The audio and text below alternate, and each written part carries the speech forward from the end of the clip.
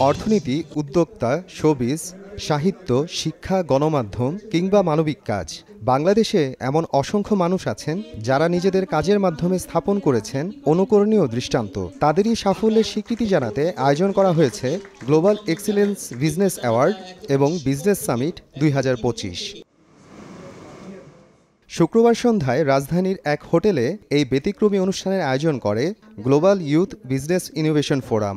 মূল উদ্দেশ্য বাংলাদেশের সেই সকল প্রতিভাবান মানুষদের সম্মান জানানো যারা তাদের মেধা, সততা আর নিষ্ঠা দিয়ে দেশের ভাবমূর্তি উজ্জ্বল করেছেন।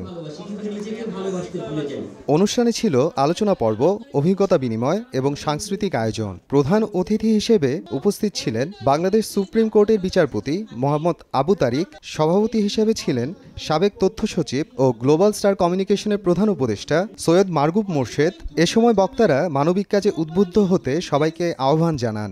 ব্যবসায়ের যে ইনোভেশন, বিজনেসের যে অগ্রগতি, সেটি দিয়ে দেশের মানুষের জন্য আপনারা কাজ করবেন, দেশের মানুষকে কাজে লাগাবেন। দেশের যে সম্পদ, মানব সম্পদ, সে মানব সম্পদকে আপনারা কাজে লাগিয়ে দেশকে উন্নতির শিখরে নিয়ে যাবেন।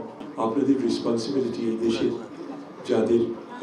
যারা অধিকার বঞ্চিত, যারা হতদরিদ্র, তাদের কথা ভুলে চলবে না। তাদের কথা মনে রেখে আপনারা বিশ্ব জয় করুন।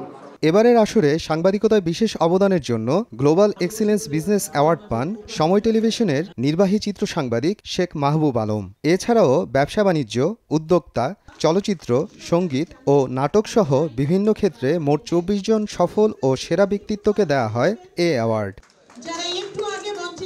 মোহাম্মদ আফরানুল ইসলাম, সময় সংবাদ, ঢাকা।